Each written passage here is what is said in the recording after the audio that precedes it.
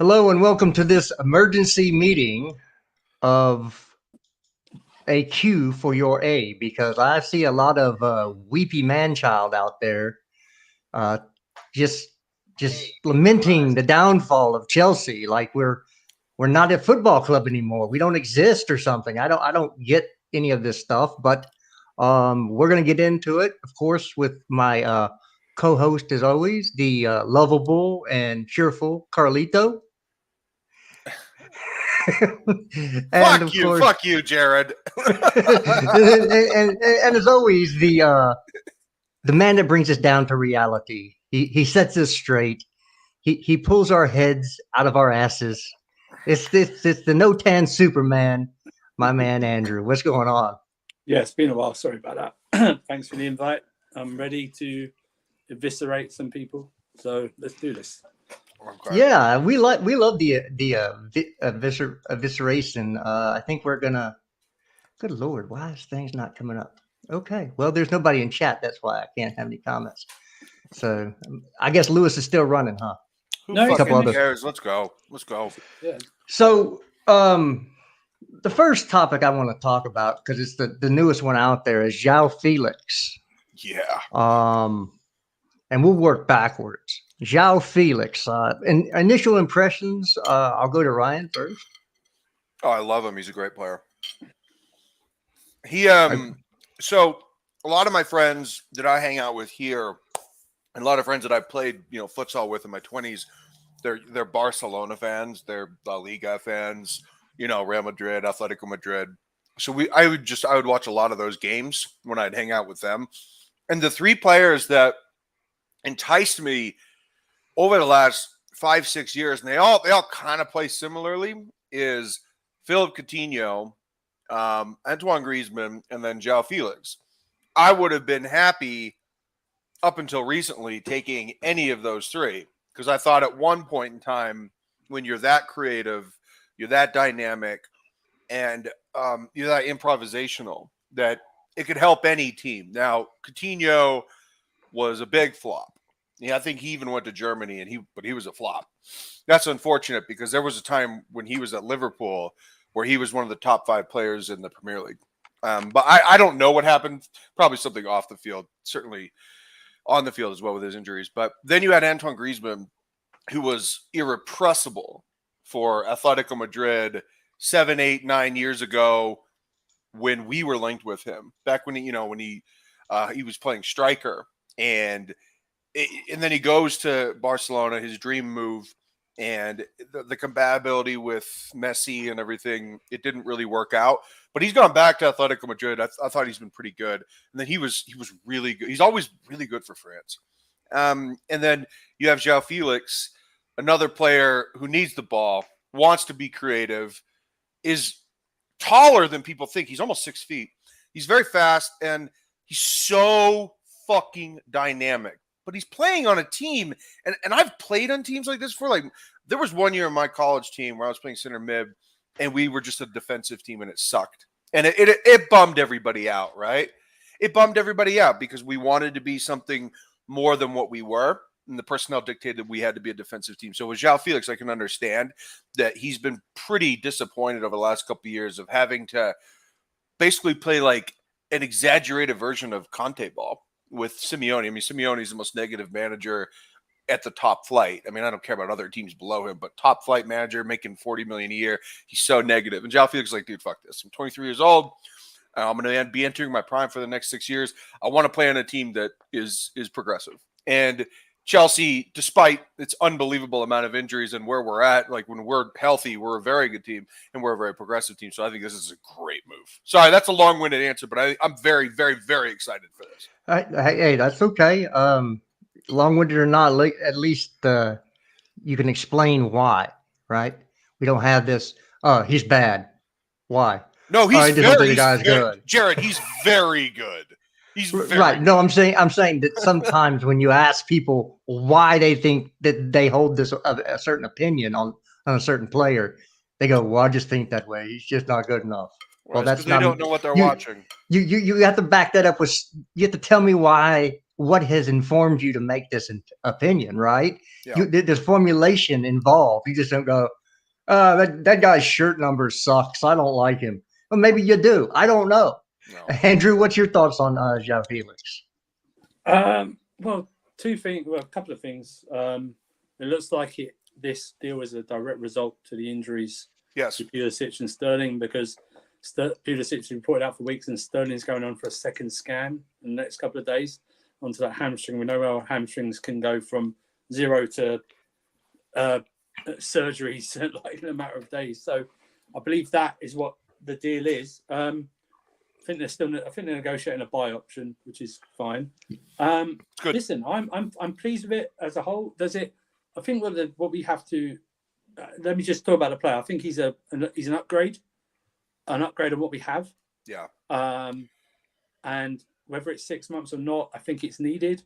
And people go, yeah, what's he going to do? I would just say this. Listen, I don't think it's the end, obviously, of our transfer dealings this window.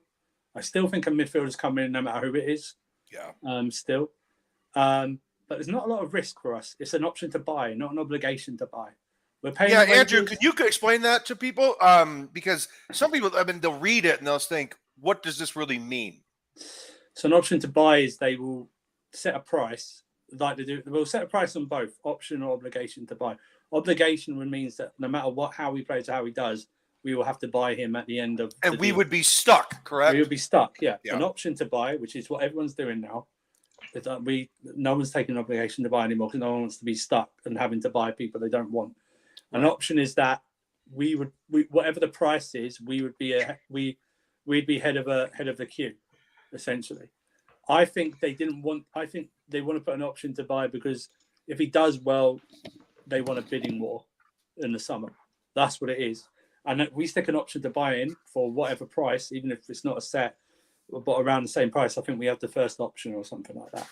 So, but as the player, listen, it's very hard to get a read on Atletico Madrid players given the way they set up, the attacking players. It is a very defensive team.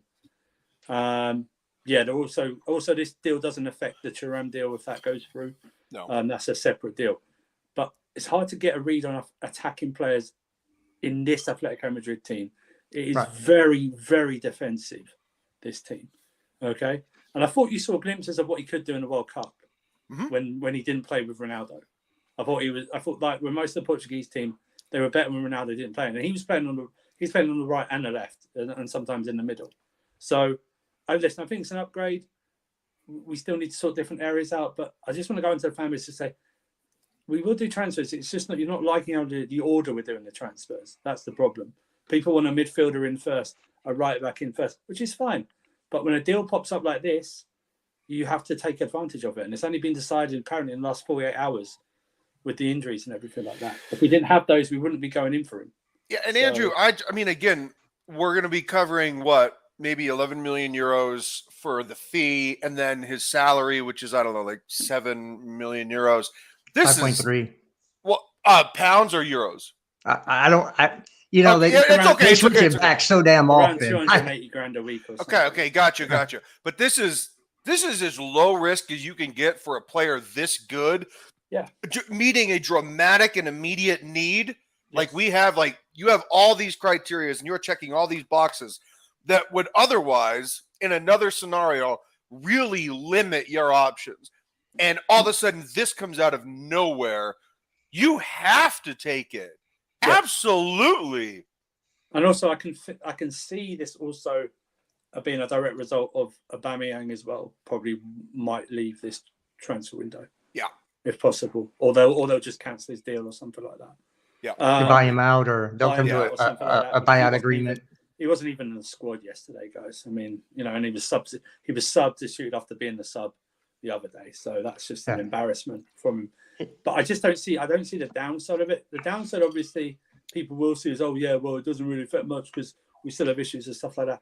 We have issues all over the pitch. And now with those injuries and possibly Aubameyang gone, we are short up front. Look at our bench yesterday. It was I can't even remember the attack, if there was an attacker. Hutchinson.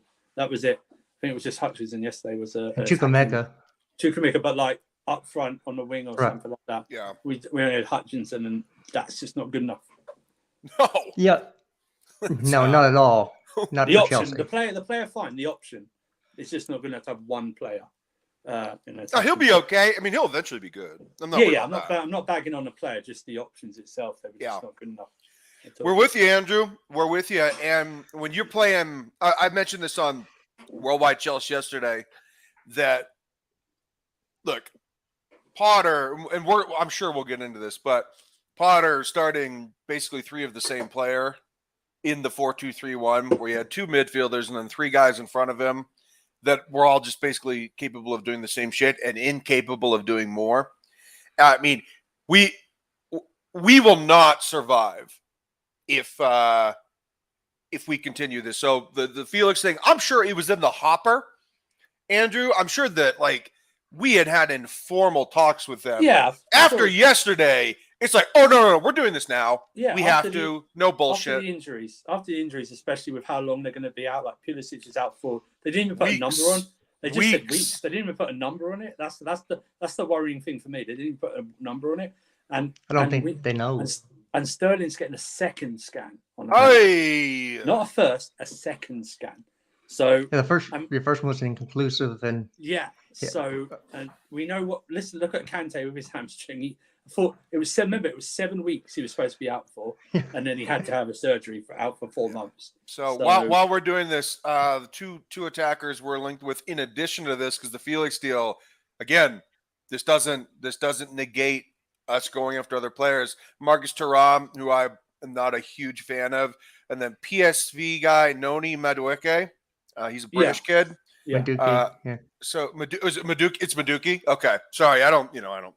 I don't know who he is. I don't really know who he is. I'm sure you guys do. You would be wrong. FIFA. I literally only know him from FIFA when I do scouting on Fair FIFA. enough. And that's where everybody. He's another attacker. He's another winger. So. Well, it fits the profile. What is this? It fits the profile. That's Josh, isn't it? What is this? What's going on, my bro? I was Holy the doctor. Shit. It wasn't for me, but it was fine. Yeah. Okay. I thought I was told that you were going to get the special 2-finger discount. No. Did you say 2? Better make I don't have to go to the doctor for that. An extra fun. Yeah. I don't need the doctor for that, guys. Yeah. All right. So we were talking about João Felix and doing our initial thoughts on him. Go ahead, jump in. What are your initial thoughts on João Felix? Yeah, I'll welcome him with open arms, man. I'll meet him at Heathrow and carry his bags all the way to Coburn for him, man. I'll bring him a big. You can eat it on the way. If it means one more game that I don't have to watch Mount or Havertz or Gallagher or any of these fools try to play the game, it's good news for me, man. I've been hearing a lot of like beggars can't be choosers on this app, man. People are saying the whole team sucks, all these players suck, and then when we go and bring new players in, you complain about that. Like you don't get to have both, man. So you either let the staff, you let the recruit. Now I will separate the recruiting staff from Potter. I'll get to Potter later. You have to give the recruiting staff some time to bring in guys that they've identified as what we want to do as a club. So they have much more leeway from me than maybe the manager does. But I'll let them let this play out and see how recruiting goes. I love the player. Also, I think it's important that people understand, and it might get swept under the carpet with this news that it's come out today that Todd Bowley is no longer the interim sport director, whatever his title was. He's not in. He's not doing it as of today. Yeah. Okay, well, and I would say he hasn't been for weeks, Andrew. Since Babel's been in. He doesn't want to do it. Right. And this was the plan. This was the plan. It's a plan. So anyone now say, "Oh, what's Todd B doing?" It's not Todd B, bro. That's why you bring an infrastructure like this. You bring Vivell in, and whoever. It's obvious they're waiting for Michael Edwards next summer. It's so obvious they're waiting to sign him up for next summer. It's ridiculous. So I haven't announced a sporting director. Yeah. But now it's Vivell and it's Joe Shields and the Christian guy from Monaco is joining as well. It's those guys. So if you want to blame anyone for recruitment going forward, anything, it's those guys. Okay. Yeah. Michael Edwards is the clear target for next summer. Yeah. They let him have a year off. That's why we haven't pushed for any other directors. He's clearly the number one target. But Vavell has been around this game a while. He knows what he's doing. I'm pretty sure they just kind of let him handle these. He's the one who's been in Portugal. He was dealing with Benfica. He's the one who was in who was it? Santos's most recent announcement photo. He was the one holding the shirt with him. Yeah, I'm gonna let those guys do their job. They haven't even had a full with 2 windows yet. So Well, Yeah. but before we get to Well, I want to say this because this is pertinent. Jared, I don't mean to cut you off, but this is just this will put a cap onto what Josh just said. This is now the brain trust. Top down, Todd Bowley, owner and chairman, Graham Potter, manager, Christian Vavell, technical director, sharing responsibilities with Lewin Stewart, co-technical director, Joe Shields, director of recruitment, Paul Westanley, director of global talent. So that's a brain trust right there. Now, whether they want to bring in someone else or they think this is sufficient, we now have your cabinet, right, for your executive branch. You now have your cabinet, and it's something we've been waiting for a while, but that shit takes time because you don't want to hire the wrong guy. If you're going to do this, you do it right, and I feel like it's taken 5 months, but we finally got it done. So this is a topic actually I wanted to get into. I wanted to save it to the back end because I want to focus more on because that's all great, and we can say all glowing things or bad things about the people in ownership and management and everything else, but we need to focus on these players because we've changed over three, 4 managers here lately. We've gone through new ownership. We've gone through different brain trusts, and the results have not gotten really any better. They've gotten pretty much stagnant. So we got to start looking at the one constant in all of this, and that's the players on the pitch. Yeah, because Tuchel said it when he was here, and everybody wants to sing Tuchel's name, which I thought was classless, by the way. You might be upset, but Graham Potter does not deserve that. And you look like a right freaking prat sitting up there in somebody else's stadium singing a manager who's no longer here. He's no longer here because he didn't keep his boss happy. And in any job you have, if you don't keep your boss happy and do what or meet his expectations or her expectations, you're gone. You're done. See, I don't care what you've done in the past. So you have to drop this shit about Thomas Tuchel. He's not coming back to Chelsea Football Club. Yeah, and if we asked him, he wouldn't come back. Right. There you go. So forget it, guys. Forget it. Jared, can I push back slightly, just a little? Have at it. And listen, I'm not under any assumptions that Graham Potter is going to be fired, that Thomas Tuchel is going to be coming back. None of that stuff is going to happen.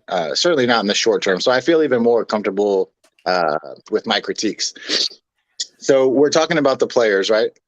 Can we all say in the 1-0 loss that it actually looked like maybe that group of players that played that game, looked like they were showing an effort, giving it a good go, actually trying to counterattack, maybe score some goals, did a pretty good job defensively against City in that game. Can we say that group of players did pretty good in that game the other day?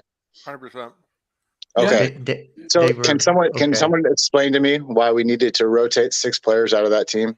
Nope. Yeah, I can. I can. Please do.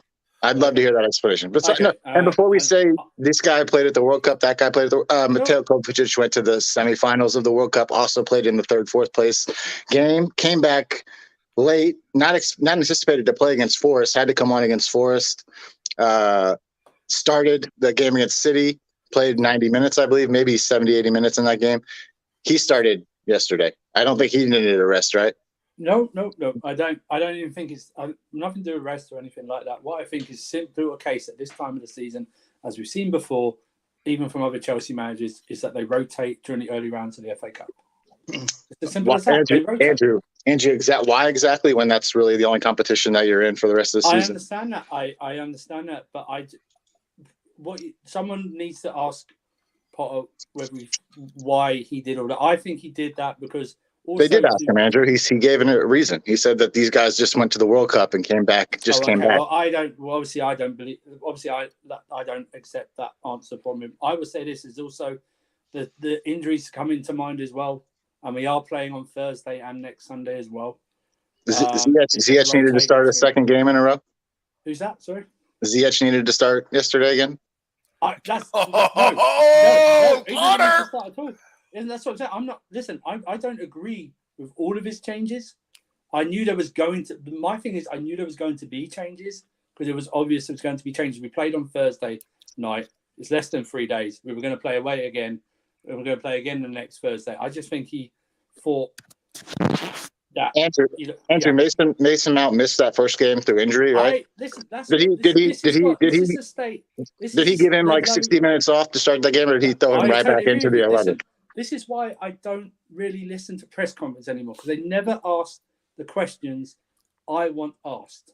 Okay, and they never say, like, for instance, I would have asked this: why would you bring Mason Mount back away at Man City, play him for 60 minutes? First of all, he's coming up from injury, but what has he done to earn that place? Right? Question. Why is Kai Havertz again starting when he hasn't shown anything at all for you? Why do you constantly pick Ziyech, who's not shown anything for 3 years since we bought him? Why? And this is the answer. Now you know why I don't want Chalobah playing right back at all, ever. Okay. Fair why enough. are you playing Chalobah at right back and a kid on his first game in the first team away at City at centre back with Koulibaly, who should have been helping this guy out, but the kid looked more assured than Koulibaly at times. I disagree big time. I disagree with that one too. Why was that kid? Why did he deserve to start over a guy they just spent $35 million on, who was on the bench? There's loads of questions. That's why I say to you, I don't know what I would have kept him there for like 45 an hour after the game for all those questions, but they never asked those questions at all. I can see why some changes were made. I can't see why Andrew. I can't see why Badiashile didn't start. I can't see. I don't know why you not put Lewis Hall in midfield. You can play Cucurella still. He doesn't seem to ever stop running Cucurella or stuff like that. Why are you playing Ziyech again? He doesn't want to play for us. Why do you keep playing this guy? That's what when we move on to Potter. Those are one of the things that I go against Potter with, is like, why do you keep playing these players who let you down and previous coaches down and just don't want to play? Why Who else are you going to play? Jorginho, why are you changing? Why did you not take off Amari both Hutchinson, Jorginho? Why didn't you take off both Jorginho and Kovacic, who sucked yesterday? They both were rubbish yesterday. As much as I love Kovacic, he was as bad as Jorginho. They were rubbish yesterday, the central midfield. There's so many questions that they don't ask. And then they make up. If you were to ask those questions and then gave rubbish answers, then you'd have more of a go at Potter. But when you don't even ask those questions of a coach, then we're sitting here trying to figure out why is this happening? Why did you make like five? I would have made 5 changes at half time. I would just use the 5 changes at half time. I would have put Chukwuemeka on. I would have done all this and done all that. I would have put Fofana on, as you should have done, and just go, see what happens. But I don't know. Some of the changes I agree with. I knew it was going to be changes. Some of them are baffling. Like, I don't know why you play that kid. I agree. I would have made a couple changes myself. The problem is that the changes that he made are the guys who should have been playing in this game, unfortunately. Like, and I know, Jesse, you're going to say stuff about injury, like with Carney. Carney's been back training for almost a month now, mid-month plus. He hasn't played really all year. He's 19, 20 years old. He can't play on 3 days rest for 70 minutes. They played him for 20 minutes. He can't play 60 minutes from the start. Like, he's coming off of a good performance. Like, I don't get it. You want to play a guy like Amari Hutchinson on the wing over Ziyech all day? I would do that. I'd make that change. I'd have been all right with that stud. Honestly. And like, listen, Koulibaly, you can say whatever you want for him yesterday. He's playing next to an 18-year-old kid yesterday with zero experience, who was out of position all game. I mean, all game. Right. Bashir Humphreys spent most of that game in the midfield, and people were running by him all game. Yeah. So I don't know what he did to deserve it to start over a guy you just paid $35 million for, other than he came from Cobham. If you're gonna play a kid, someone needs to tell him on that pitch to know what to do. You're not at under 18s level anymore. You can do that sort of shit. There's no one on there. Andrew, can I step in for a sec? He's a professional player. He should know he can't run 15 yards out of shape. He was out of the shape. Like the announcers were sitting here saying to themselves, "What is Humphreys doing?" And by the third time, they were like, "Whoa, what is he doing?" Yeah, He's I would. still- I'll give the announcement team credit yesterday for whoever was doing it on ESPN Plus. They were calling all these dudes out. Like Humphreys, like you said, like 4 or 5 times. They're like, I don't know what Koulibaly is supposed to do here. Like look who he's on the back line with. Lewis Hall, left back, who got torched all day, all game. He got yesterday. smoked. I mean, Morris should have had a hat trick. He torched him all day. You guys talk about Cucurella every week. Lewis Hall got absolutely spun probably 10 times yesterday. Yeah. You got Chalobah at right back and Humphreys as your center back partner. I love Koulibaly is like probably like, what the fuck did I get myself into? What am I like? He's the only one on that back line with any sort of like experience, know-how. Like, yeah, but Josh, this is why managers don't want to play young players. It's not exclusive to soccer. This is the same thing in the NFL. This is the same thing in the NBA. These people do not want to play young players because shit like that happens. And then all of a sudden, like, dude, if this was Roman, Potter would be fired today. Like, if this is why managers are reluctant to play the youth, because when you play the youth, you see youth. I know what you say about he's been a professional footballer. You still need those guys on there to tell him what to do. John Terry was told what to do by Marcel Desailly and everything like that. No, Andrew, you're right. But who's to say that Koulibaly didn't? Exactly, but the thing is for me is that why are you playing him at centre back? There's less risk at right back for me. Yeah, it definitely is. Less risk. And I keep now. You see why I'm against Chalobah playing right back? He's not a right back. I don't care what anyone says. Yeah, he's just right-footed. That's all he is. Well, but he's slow. He's not a quick-footed person, so he can't. Yes. He can't change directions fast. If you get a step on him, you can go past him really easy because he's long, and what he ends up doing is he reaches out, and so he's going to leave a leg most of the time. It was like Jesters. One of the questions in the press conference yesterday. Well, did you hear about the chance of Thomas Tuchel? Who fucking cares? Ask him the questions that are really important. Do you know what I mean? Right. Ask him because if we win the next 3 games, they won't be chanting Thomas Tuchel in the way end again, will they? Do you know what I mean? That's how fickle they are. Just ask him about why you made these changes. Why isn't Badiashile playing? He was training. He could have come on for at least the second half or played for 60 minutes or something like this. Why is Lewis Hall not in midfield? He's a midfielder. Do you know what I mean? Why are you playing whatever his name is, Bashiri at centre back? Why? Stuff like that. Badiashile. Yeah, Badiashile, Bashiri. I love it. Bashiri, whatever his name is. I didn't even know we had a guy like that in our. I don't know who this guy is. I don't know where he plays. No one knew because they put him at right back. Well, again, I think that Badiashile probably is not ready to go. As in, how much French does Koulibaly know? French. Who? Huh? He speaks fluent French. He speaks French. Koulibaly does? Yes. Okay, maybe so. He's from Senegal.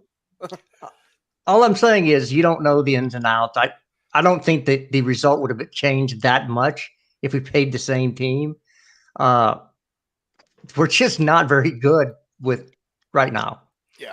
Again, so what's the difference between 2-0 and 4-0? 2? Okay. Yeah. And also the free I know a free kick took a deflection as well. The penalty, maybe Kepa should have saved it. The second one he wasn't going to save. And it's just an all-round shit show yesterday. You know? Yeah, Andrew, I had said yesterday that one of the things that City does best is that when they lose the ball, they press with 3 players. It's something that Johan Cruyff used to do. That's where Klopp learned it. Or sorry, that's where Pep Guardiola learned it. Of his Barcelona. Yeah. Like, and then Guardiola did it when he was managing, David Villa and Pedro and all those guys who were probably unbelievable at pressing. And then, he's doing it there. So what they do is they'll hunt in packs of 3 to press a ball. No, they'll make a large space 15 yards. Yeah. Okay, so they'll make like an overwhelming odds against the person on the ball. So it always feels like City has more players, even though they don't. And the other thing is that when they have the ball, they always have 2 options showing. So they press in 3, they show in 2. And so whenever Rodri has the ball, he at least has 2 options at all times. It's what they do so well. And you noticed yesterday, whenever we got a ball in the middle and then going into the final third, it felt like that player was on his own, whether it was Dato Fofana or Havertz or Mason Mount just dribbling aimlessly. It's because no one was showing. No one was showing. Like no one was running with the play. because they were so concerned about overcommitting going forward that they were going to get countered. Which is so weird for a cup game. Yeah. You know what I mean? I'm with you to be that apprehensive. Yeah, it's ridiculous. A league game, fine. A league game, fine. It's different ways because you might end up getting a point out of it at the end of the day or something like that. The worst. A cup game, who cares about how many you concede if you win? Do you know what I mean? Yeah, right. 3-2 or 4-3. It's a cup game. Yeah, I mean, look at the way we played against them on Thursday. It was more of a counter. Although towards the end of the game we were in control, even though we were chasing the game. But I thought we actually played pretty well, with the exception of that Kepa mistake, which was a Kepa mistake. And Jared, you are the lone man on an island of one. An island of one man. Population Uncle Jester's the pervy old uncle. All right, but it was a Kepa mistake, and I thought we were okay. I mean, Carney hits that goal, we might win that game. So if he doesn't start Thursday, I will be going in on the manager. Dude, he has to. Objectively, Andrew, I'm not. Forget about my Mason Mount hatred. Forget about it. If I loved Mason Mount, I would still say Carney has to start. Yeah. So I feel I've been violated here. I need to defend myself. You've been slandered. You've not been libeled. I have been because that's not what I said. You said he should have gotten that ball. I said no, he shouldn't have, because he was not in the position to do so. Yes, we're saying the same things. You're saying that he should have gotten there, and I'm saying no, he wasn't in position to get there. So we're saying the same thing. No, we're not saying the same thing. We're saying the antithesis of one another. I'm saying he should have gotten the ball. You're saying he couldn't, and I'm saying you're full of it. Okay, well, Josh, that doesn't mean I don't think it was an error. I'm just saying he couldn't. I didn't say it wasn't an error. I said he couldn't have gotten to it. If he was Derek Jeter, they would have put him down for an error. Because he couldn't get there. Okay. Josh, okay, but it's still his fault. Either way, it's his fault. Josh. It's just he couldn't have dove for it because he wasn't in a position to do so. To quote Johnny Minerals, you're a long ways from Starbucks, bruv. All right? What does that even mean? I have no idea. This guy's a moron. That's good. That means I'm not overpaying for burnt coffee. All right, hey, Josh, back me up on this. Back me up on this. Yeah, I mean, I think we're all in agreement. It's an error by Kepa. Should have been stopped. But regardless, again, I would have no issues with that game yesterday. Had the rotation, had he actually done intelligent rotation, which I don't think he did. I think he was very, very. Pep must have been laughing his ass off when he saw our lineup. He was like, I actually was going to give this guy a chance today. I played the B team with some kids. Like, I was going to let him play that same team he just played and maybe have a shot against us. But when he saw the lineup he put out, he must have just been like, all right, man, it's going to be a long day for you fools. Hey, read it, Andrew. Read it. Oh, the tweet. Yep. Yeah. Okay, so Fabrizio Romano, whatever you think about him, tapping merchant, whatever you think about him. Chelsea and Atletico Madrid are now completing final details of the Felix deal, as Blues want to be fast and get it 100% sealed this week. Full agreement on personal terms. As João has accepted Chelsea move, they will cover his full salary until June. Fuck yeah, bro. Yeah, but I just read something. I think Ornstein, somebody reposted it, that they're in advanced stages on a buy option too, though. Yes, It was originally reported there was no discussion of buy option, which I thought was weird. Me too. I thought that was very weird. But yeah, apparently that's probably the final bit. Yeah. There's no way I can ever see us having paid $11 million for a loan fee to not have an option and covering his entire wages. Yeah, right. You don't have a buy option in. Yeah, Andrew, but even more than that, we are in essence becoming a business partner with them to bail them out. They can get out of this. Yeah. They can get out of this João Felix business because he doesn't want to be there. And they're like, all right, well, he's still going to be a very expensive player. So we could get a ton of money that we fucking need because La Liga's broke and we have a salary cap and we have debt. We need to deal with all this bullshit. Dude, we are giving them an out. Look at their Griezmann situation as well. Yeah. In terms of they got money doing that. Yeah. Well, no, exactly. We're helping. Dude, we are helping them. That's what I mean. You think about they can only play Griezmann a certain amount of minutes or comes on in certain. So minutes that deal's done now. They paid I think it was like 40, like between 20 and 40, and I think they're clear now. But that, I mean, they they need the money, and we're giving it to them. So it's like, if you don't give this option, you may be stuck with this player longer than you ever wanted to be. And with us, it's like, all right, don't make us sign the deal, but if we like him, of course we'll sign the deal. And I think it's a good medium. It's a good compromise. Yeah. So before we get into any more players, I think we need to discuss the American elephant in the room. And I'm going to preface it that way because apparently we still have this going on that the position we're in is all down to our American owners who don't know anything about the sport and have destroyed this club within 6 months of owning it. So I don't know if anybody saw the tweet that came out yesterday that tracked how many goals we averaged per month in 2022. I did not. But Thomas Tuchel, when Roman Abramovich owned the club, still officially in the second half, or what was the beginning of 2022 last year, barely ever averaged 2 goals in a single month. Yeah. There was always under 2 goals. So we saw the decline of this team last year under Thomas Tuchel and Roman Abramovich. Oh, for sure.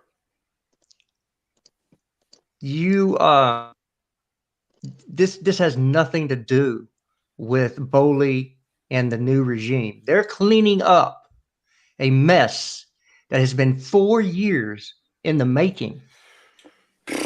It's been longer. It's been a lot longer than that, right, Jared. Well, it's accelerated under the 4 years because Roman hasn't been around. But Andrew's going to agree with me on this. It, like, what we're doing now, what we're trying to build, is the right way you build a club.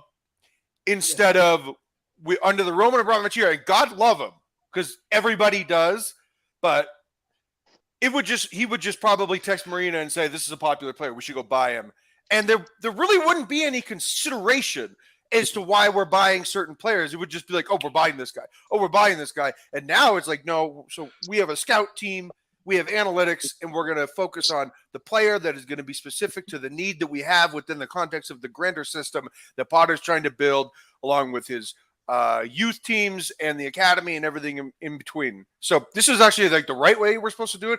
We've done it the wrong way for 20 years. It's just we spend so much money that it didn't matter because we were happy because we were winning trophies. But we had an unbelievable amount of inefficient contracts, just stupid dead money to players that shouldn't be here. And we're trying to clean that up. And guess what, dude? Regime changes are hard. We're the first guys through the wall. We're always going to get bloodied. This is going to take some time. Can I just that's what I've seen as well. It's like, oh, who do these guys think they are? Well, first of all, they own the club. Yeah. Okay. They're the owners. That's very true. Okay. And they own the club. Okay. Let me just go all the way back because people keep forgetting this. Okay. May 30th, we couldn't sell a Mars bar at our club. Okay. Let alone buy any players. Okay. Right. 31st, they won the bidding war. Seeing what was the options on there, they are the very best of the best in terms of what the bidding people were. I did not want those Ricketts people, the way they treat the Chicago Cubs and everything like that. I didn't want that, okay?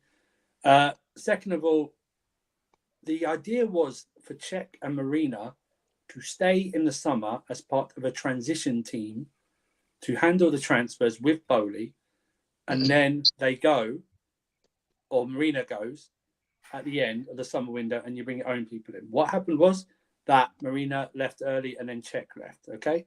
So then Bowley had to step up and do this. Why didn't you hire a sporting director first? Their main sporting director they want is Michael Edwards. It's clear for anyone to see. They're willing to wait a year for him out. Why didn't you get this and this? Because they were lumped. Let me tell you why. It was a shortened transfer window, and we were behind due to the fact that the World Cup started. We had an early August date to happen, okay? These people have come in. They've saved the club because we might not be in the best of hands or not hands at all, okay? They are establishing what every Chelsea fan, nearly every Chelsea fan has cried up for some infrastructure because I believe we've not been run properly since the summer of 2015. Okay, they're putting in people that know what they're doing. Okay, Todd Bowley doesn't want to be but in meetings talking about players. I wrote that trying to wrong, sign Jared. players. He I wrote that doesn't want wrong, to by do the that. way. He doesn't want to do that. So I would say this: I would be extremely grateful that these people are putting all this money in, because this is money separate from a redesign of the stadium. Yeah. This money is not even included on the redesign of the stadium. They put money aside from that. Todd Bowley's the face, right? He's one of several owners. I think the power base is Clear Lake. Okay, the power base of this is Clear Lake. Okay, Of course. and I would just say this: every Chelsea fan before this, oh, we'll take over. We need patience and stuff like that. As soon as something bad goes, oh, we got to rinse and repeat. Rinse and repeat has been our problem in the entirety of the Roman Abramovich era. As successful as it has been, it's been a problem. Okay. Yeah. I want a clear vision. Maybe we can't see that on the pitch yet, but I think we're seeing a clear vision off the pitch at this moment in time of who we're buying and everything like that. But give it time, guys. Give it time. You're so scared and butthurt that Tuchel left, even though probably most of you were damning him when he was here. They which were. I find ironic. Give it time, whether Potter's the guy or not. At least give the owners time to at least show you what they're going to do going forward. I just don't like this, like these two know-alls or these. And also, you might not admit it, I do think it has to do with a bit of these American owners because of what other American owners have done in terms of Arsenal and Manchester United. But I would just let it bear fruit of what we're trying to do. Josh, I know you want to get in there, but I want to say one more thing because it couples with what Andrew said. I'll make it quick. Everybody said that you want to rebuild. We want to rebuild. And I said, are you sure? And you guys probably all said it the same thing. It's like, are you sure? Can you actually handle this? Because if you say you want to rebuild, you better be ready for some tough times. And they said, oh, yeah, we're good. Fuck you, you're good. A couple months in, all of a sudden, everything is Armageddon. It's the end of the world. So no, these fans do not have the emotional intelligence to handle this shit. They just don't. Now, like Andrew, look, we've been doing things technically the wrong way for 20 years. I'd like to see us try and do things the right way, the way that City does it. And guess what? If that means I'm asking for us to be a copycat, so be it. Copy them. Listen, we're everyone go. We've been the most successful club over 20 years. That's going to go soon because City are going to win. It's gone. It's gone. Yeah? They've won a ton of titles. Exactly. What I'm saying is this: I'm fine with copying how City do it because I bet you what they've looked at us and got taken the best of what we've done, and then not do the other stuff that we have done. Right. They set up a structure for Pep a year before he came in, and bought players for Pep a year before he came in. Okay. Now, whether Potter's the right guy long term, that's yet to be proven. But just this club needs gutting player side and on the off the pitch side as well. There's so much. I think we should be bigger than we are right now. I think we should be bigger what we are right now because we have since Abramovich has not been really interested since they got rid of his visa and stuff like that. I don't think we've been run very well at all. So I'm hoping to see change. I'm optimistic. Shoot me. No, Andrew, don't. yeah, but you had to have seen that coming. If he's such an economy in London, and then all of a sudden London says we don't want you here, but we'll still take your money, I'm sure he was like, "Fuck you." Mm. Well, that's Josh. You got something to add to that? Yeah. Yeah. I mean, I guess I would just say I think for like what I just said for like the amount of time that they were given from when they took over to when the window started is very, very limited. They weren't scouting players before they bought the club and things like that. Like it takes time to build. And we had zero infrastructure inside of the club. It was basically Marina running everything. And I'm not one to slander her. I actually think she was really good at her job, but there's no structure. And if you want to build a club that has a consistent, internal system, at least you got to have one of those nowadays. So I think not rushing to do that was smart. They got the best guys available. They put a lot of faith into what Brighton was doing as far as recruiting and scouting goes, which is why I laugh at people now when they're like, "Oh, we should go buy Casado for $75 million." It's like, no, we brought these guys in for the exact opposite reason, to not have to buy guys like Casado for $75 million. We want to buy guys like Casado for like $10 million. on their own and have them be in our custody. team, right? We don't want to go buy another team's player for 80 million that we could have scouted, right? So, I mean, Also, they were in a tough spot. I think they've done. I actually have zero issues with what they've done player recruiting wise. I like really all the players that they've brought in, even the young guys. Like they all seem to look like they're up for it. I like the profile of all those guys. I haven't seen anything on the pitch per se to say if that portion of the game is going to be worth salvaging with this group right now. But yeah, I mean, to go at the owners at this point is like you're just being lazy at that point. There's because way it's a other. lazy argument. I think I like Bobby. I like everything like that. And you're right to say, it's bought us trophies and that. But we should have more trophies. We should have more league titles.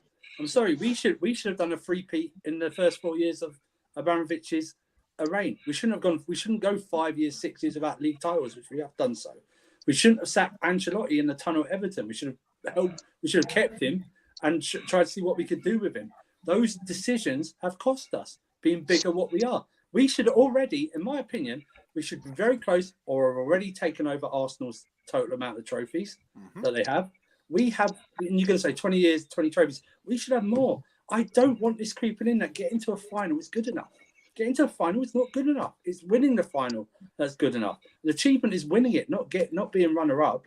I don't want a silver medal. Do you think the players really keep their runners-up medals? No, I never did. No way do they keep their runners-up medal. That goes in the trash or something, or gets molded down. But we have not run and it's great. Listen, that's one of the downsides. Roman Abramovich is the most important man in Chelsea history. Okay, we were going to go bust without him. We wouldn't be here talking about Chelsea's history without Roman Abramovich. And they'll never do it. They won't be ever allowed to. But they should build a statue outside Stamford Bridge for him. That's how important he is. He's the most important man above any manager and player in Chelsea history. Okay, that's how important he was. Okay, but you can still criticize and go, this decision didn't make sense. You should have done this. You should have done that. Because we should be bigger right now. We should be talking about Chelsea being the third most winningest club in English history. Yeah, we should have another. I think we should have another 2 European Cups in this 20-year period, at least. That's what we should have. But we have made the decisions that have affected us right now and not worked on them and allowed to fester for at least the last 7 years or so. And we're paying for them now. We are paying for them now. So as far as ownership and I don't think people don't realize how fast this deal was put together and got done. It usually takes a year or more for something like this to happen. Look at the Newcastle one. Once they actually decide who look at who they actually decide wins the bid. It takes a year from that point, and we did it in a month or two, and everybody's. It's just. And these were under like extenuous circumstances where it wasn't like the owner was deciding it's time for me to sell. It was like sell your club or you lose it. You had Boris Johnson with a gun to our head. Yeah, this wasn't a scenario where Roman was like, you know what, it's just time. I give it up. I think I'm ready to sell. Like, it wasn't that. It was we were sanctioned. Your club is gone. You either sell or we abolish your club. So it had to be done in like record time. I mean, they had to vet all these billionaires, all these different organizations that wanted to buy Chelsea, put together a contract. I mean, just insane amount of business that had to be done in such a short amount of time just to be able to salvage last season, let alone like the future of the club. So yeah, a little ridiculous to go at those guys right now, at least. You want to go at the players, you want to go at the manager, you want to go at the owners for the way that they sacked Tuchel so quick. I'm even okay with that because it did seem rash, but we don't know every detail to what went into that. So it's hard to say, what were they doing? There might be a lot more there that we haven't heard about that went into that decision. So, but I'm okay. Like, listen, you want to criticize those other things, that's fine. But to go at them, like, it's just, they're the ones like trying to keep us afloat at this point. Josh, can you go ahead? Oh, I just want somebody to list the players that have been bought under Bowley and Potter. None. Sure. None. Well, Fofana, right? Dacho Fofana. This window. Andre Santos, Badiashile. That's it, right? That's it. Those are the three main. I guess. And Kuku would fall into that, I guess. But they wanted him before that as well. Yeah, I think that's pretty much it. Those four guys that have just been bought since Potter's here. And how many of those have played for us? One. Yeah, Fofana got about 20 minutes. Yeah, for 10, 15 minutes. Yeah. Okay. But of course it's they don't know what they're doing, and it's their fault because they've been together for so long, and they've had so many windows, and they've never gotten it right. I mean, I can see some of the criticism. I mean, it's just amazing that we're still in the league. We should be in a championship, maybe in Division 1 or Division 2. I don't know. I think the Chelsea fan cams after games, if someone's stumbling over with a glazed look in their eye, you probably should not interview them. Okay. If he's bald and over 50 years old and he looks pissed, he's probably had a couple. Man, there were some gems. Some gems yesterday. Oh yeah, this guy. I think he contradicted himself like 15 times to Alex on Chelsea Fit TV. I'm like, oh my god, this guy shouldn't even be walking around. So Josh, I want to say this. I mean, you got these four main guys as the brain trust of our scouting department, our director of player personnel, I guess you want to call it. I mean, we don't need those people to say that Caicedo for 70 million is a player that we want. This is what you were just saying. No. We want to discover Caicedo. Right. Because it's not hard to say, oh, you know what? You know who's a really good player? Let's say this was 3 years ago, right? Here's a really good player, Thiago Alcantara. Okay, that's a really good player. It's like, yo, man, you must be a genius to fucking know that. It's like no. I want to discover Julian Alvarez from River Plate. Yeah. That's who I want to discover. And I want to get him for 20 million. All right. I want to go and discover Erling Haaland when I'm Borussia Dortmund. All right. Because that's actual scouting. That's doing your job. Any jabroni can say, Antoine Griezmann in 2018, 105 million, awesome player. Congratulations, dude. Everybody knows that. No. Yeah. The job is to find the gems that are cheap. The job is to find the Andre Santos, because you watch. Andre Santos is going to be awesome. But it's going to be Caicedo. And yet the antithesis of this is Enzo Fernandez, who's expensive as shit. I still want to buy him. And there are Tom Ruddy. I don't know how credible he is, and I'm so apprehensive about this now. But he is saying that talks have not collapsed with Chelsea and Benfica. Yeah, absolutely. And I just want to say, as far as the other ones we're linked to, I think Mudryk goes nowhere. I don't think anybody wants to pay 88 million pounds for somebody who's done it in the Ukrainian Super League. I just, to me, I don't think that's a smart deal for any club to pay. And I think that's why we've brought João Felix in. And I think we're looking at Marcus Thuram as well. And of course, they also said Danny Olmo. You could have all those players for less than what you pay for Mudryk. And all those players are better than what we got now. I was going to say, well, I don't think Thuram is better. But I would say Danny Olmo is better than Ziyech for sure. And then João Felix is better than almost everybody on our team. So these are good deals. Yeah. Thuram, I'm not going to go there with you. I'm totally fine with if a club like Shakhtar wants to keep Mudryk because their valuation isn't met. Like, if their valuation is like super crazy and no one wants to meet it, he stays at Shakhtar. Like, I don't think there's any. It is what it is. If the club think this is their only time to like try to get stupid money for him, then they're either going to keep him or end up selling him for way less than they want. So, I mean, I'd prefer, honestly, to have more volume of players right now than, like, say, top quality of player. We need players in the squad. I want them to still be talented, and I'm not saying go buy bums. I'm just saying we need fresh legs. We need fresh mindsets, fresh skill sets into this team. So Turam, I'm 50-50 on Turam. I've seen some things I really like about him. And then I've seen some things I really don't like about him. He does have a bit of an attitude on him. I think he was suspended in the Bundesliga for spitting on a player. God. But then again, like shit, maybe I want that in my team a little bit. We need a little bit of gusto. The only thing I loved about the game that we got piped in this weekend was Dacho Fofana when he's over on the sideline. He's an actual man. He throws this prick to the side and to the ground. We need a little bit more of that in this team. We have no fight, no passion, a lot of just bullshit guys wearing the shirt. So listen, again, 50-50 on Turam. I don't think he's the answer for anything, but he's maybe like a low risk, high reward player for the fee.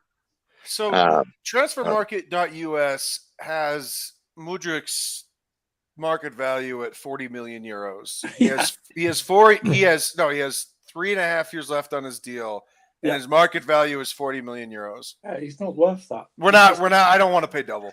I don't want to pay double. Who's that? Mudryk. Yeah. Listen, I like the player a lot. I think he has. He's good. He is good.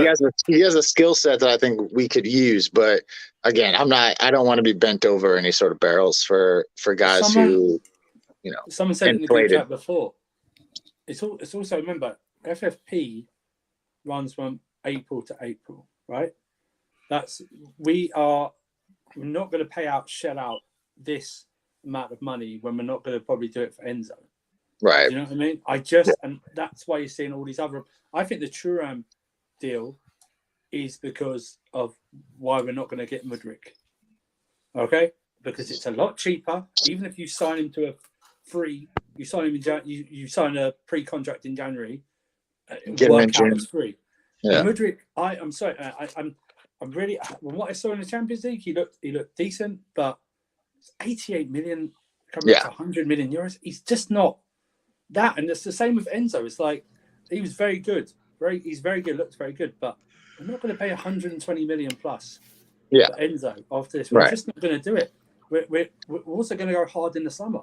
Yeah, well. even the 87 that we reportedly offered for him is like very generous. I mean, for a guy who they literally just bought 6 months ago for 18 million. So it's like to sit there and try to demand 120 million for a guy that you literally just got 6 months ago seems a bit extortive. So I don't mind not paying these exorbitant fees for these guys who are have maybe a half a season, maybe 1 season worth of good film. It's I would pay money like that for a guy who's got 3 or 4 good years of track record. It's like, I think we would pay it. It's the structure of the payment itself. Right. Sure. These guys want if not the whole deal or a huge bulk up front. And the problem with the Enzo deal, as we know, is that is it River Plate or is it Boca Juniors? River Plate. They're owed a huge substantial percentage of any sell-on fee. So, of course, Benfica are going to ask for a large sum up front because they know a bulk's got to go to that club as well. So, I don't see I don't see the Mudryk happening at all. Yep. Not for that much. It just doesn't make any sense. So, I know it was reported before this window that if João Felix came into Chelsea, that Mount would be on his way out. Woo!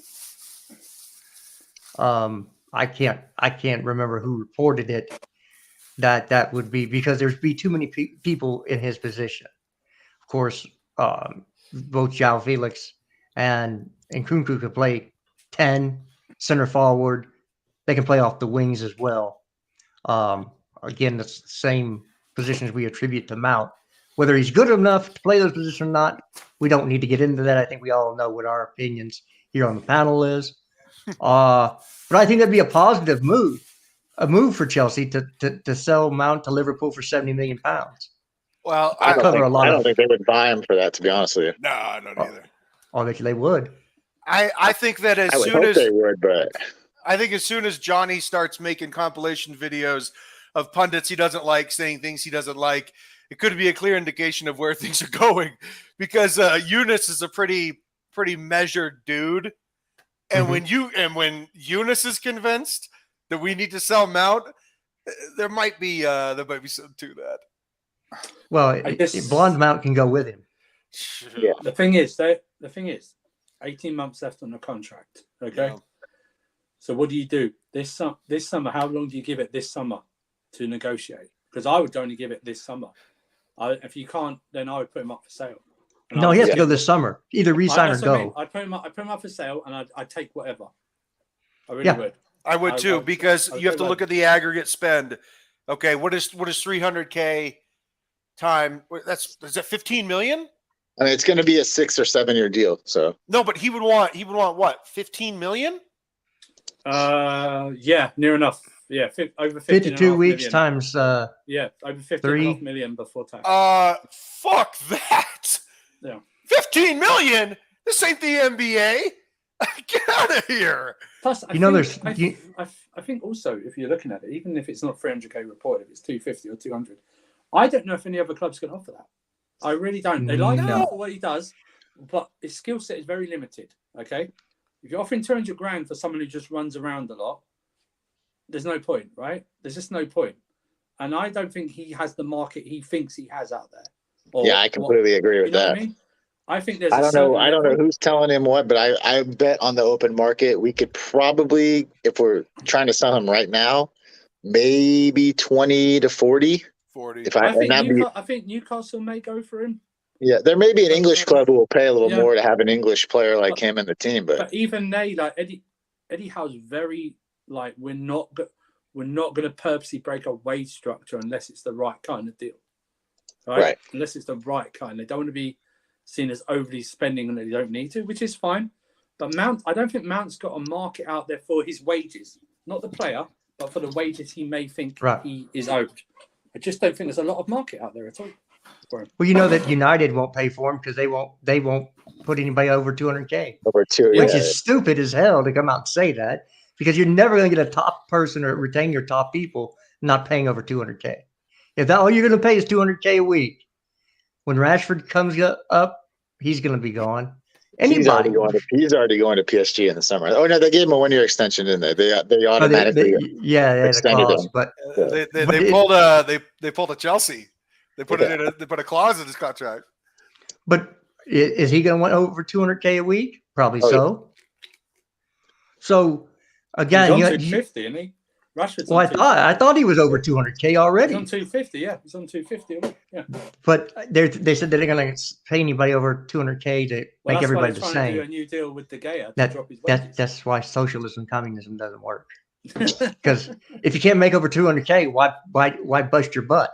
Yeah, it's incentive labor. I'm actually okay with that limit for, like, say, squad players. Like, squad players aren't going over 200K. They're saying everybody. I don't mind paying like an individual, like a certain individual, more than that if they're worth it. But like, I'd say, like, if we've determined you're a squad guy, you're not going over 150, 200. Sorry.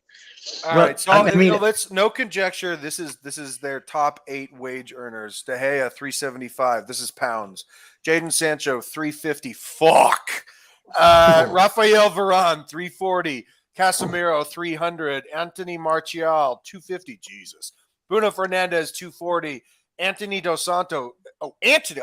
Yeah, 200. And then Rashford 200. Harry Maguire 190. Oh, he's on 200. Okay. Yeah, pounds.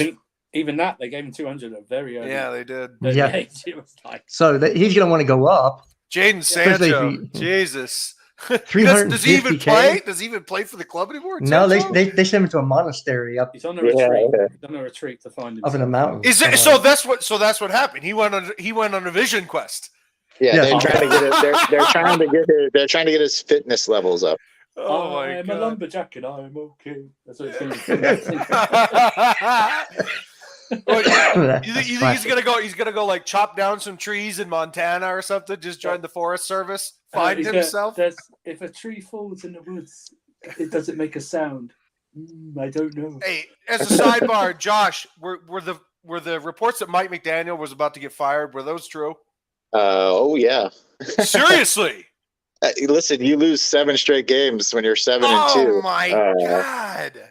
You can, especially when there's a man like Sean Payton available on the market. So Broncos country. Football. Broncos country. Let's hide. All right. Oh, I had to ask because you're wearing the Miami shirt. So yeah, and and for those people who said, they have their favorites on this transfer list, and your favorite doesn't come in, doesn't mean the person that comes in is crap. I'm going to defer the people who do this for a living, which I do not. And if they think that this player is good enough for Chip Potter's system, who the hell am I? Yeah. To say, yeah, you don't know what you're talking about.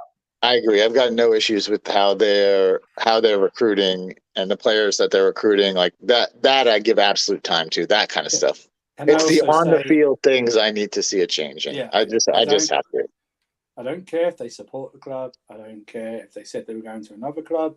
I don't care if they love the club. If they do their job on the pitch, absolutely fine. Because I certainly remember Cesc Fabregas saying he would never play for Chelsea or any other Premier League club after he left Arsenal. And 3 years later, he signed for us and has a better Premier League career with us than all his time at Arsenal.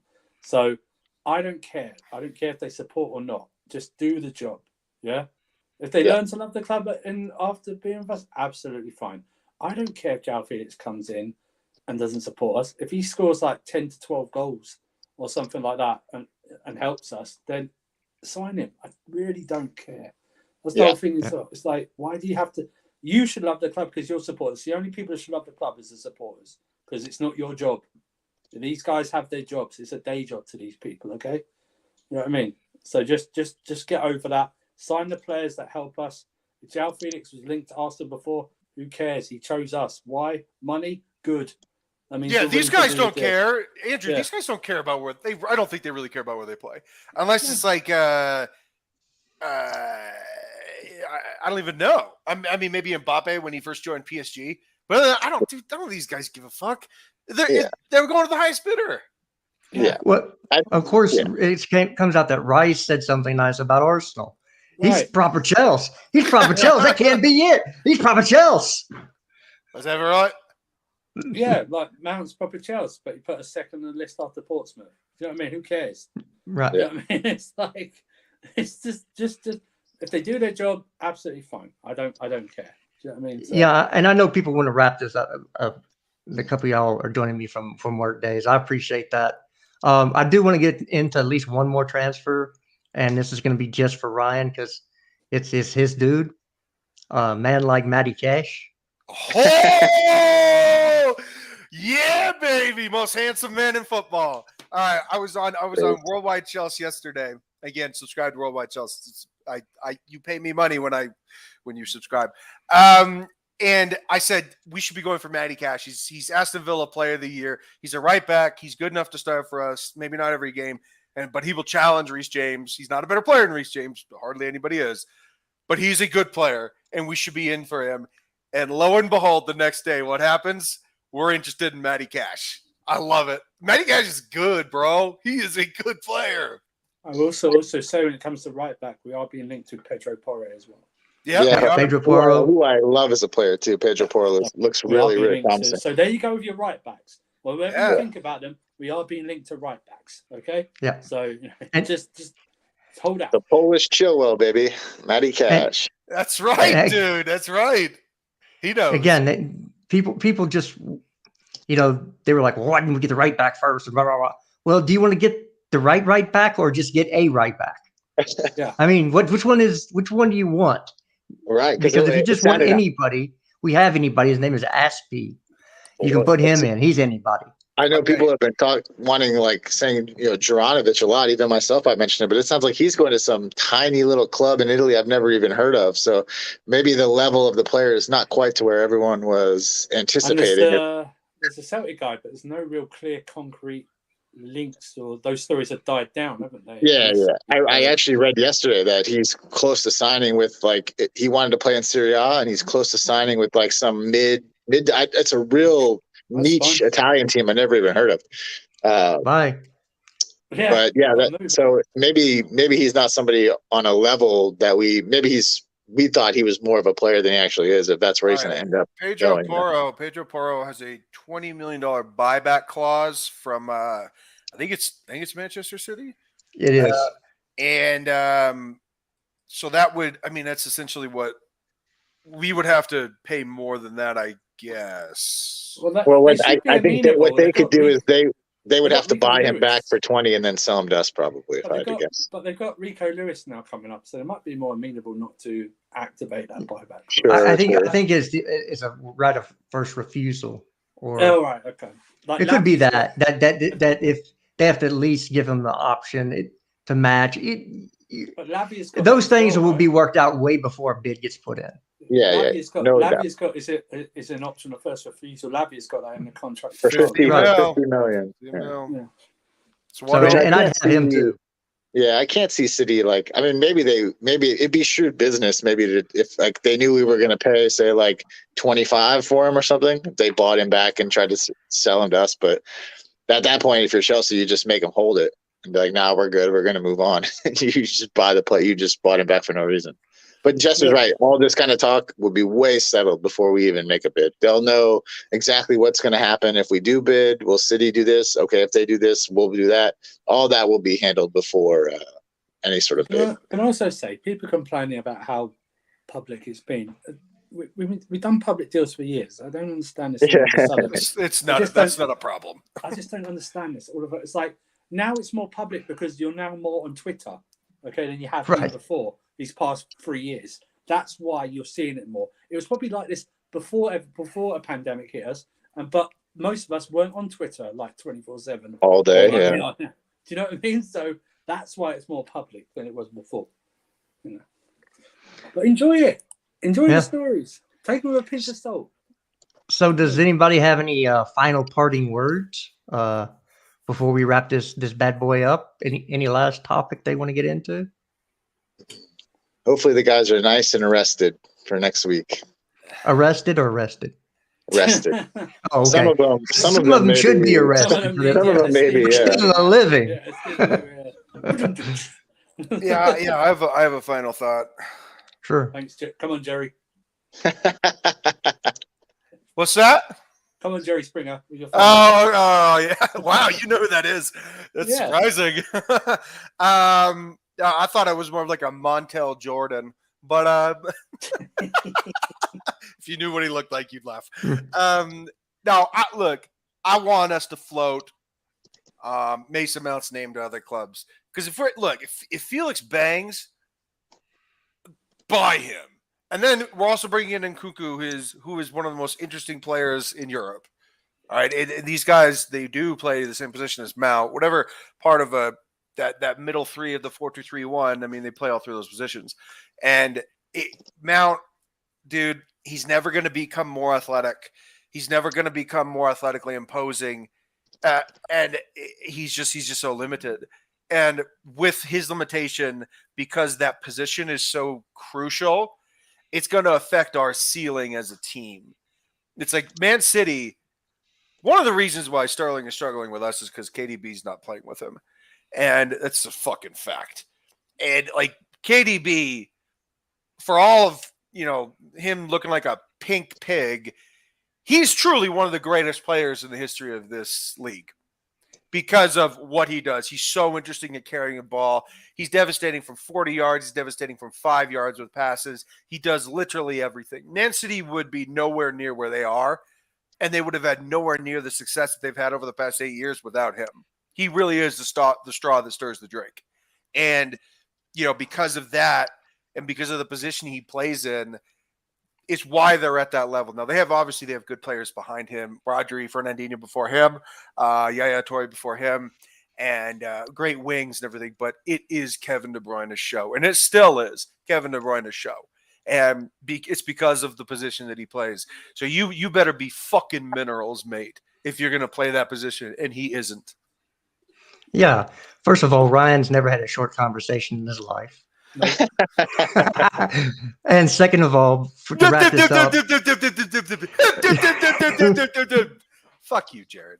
to wrap this up, please, I'm imploring some of the people here in chat and on Twitter, please stop being such a weepy vagina. It's not a good look. LDE. All right. LDE. Little dick energy. None of that stuff. Weepy vaginas. You don't need to be any of those things. Just be positive. If you don't have anything good or positive to say, keep it to yourself, because really, there's enough bad crap in the world that happens to people. They don't need to hear your bad crap. Yeah. So, and next 2 games, first of all, victories, most important. you gotta have them. What, and then criticize the performance afterwards, but it has to be wins. Back wins, because we need to hit that magic. We need to hit that magical 40-point mark, and then it's vibes for the rest of the season for me. That's good. That being said, if I continue to see what I'm seeing, I will be bitching, complaining, and crying. Oh, I'm sure you will. That's fine. We expect that from you, Josh. Yeah, there will be no change in that. Yeah. Red in the head, fire in the hole. And Kevin will keep calling Potter a cock meat sandwich. How about that? He absolutely hates him. So I know he does. It's very obvious. All right, everybody. Sorry, go ahead, Jerry. No, go ahead. No, finish up. This is inside baseball. He said he wanted to know if we could get Simeone as part of that loan deal as well. Simeone makes literally twice as much as João Felix. Oh my God!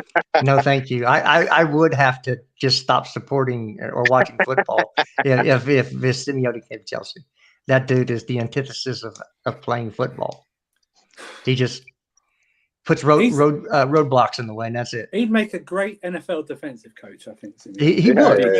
Yeah, or like a hockey coach, like a John Tortorella. Yeah. Oh man, defensively fine, but anywhere else. No. Hey, Leighton, this is great, Mr. Prime. We're about to head out, but I appreciate the sentiments. So we're going to leave it there. Y'all have a great day, and hopefully this weekend we can have some positive talks and not just, comfort the little kids and pat them on the head and say, it's okay. It's okay. Your parents still love you. It'll be all right. Come on, folks. Be better. We'll see y'all next time. Subscribe.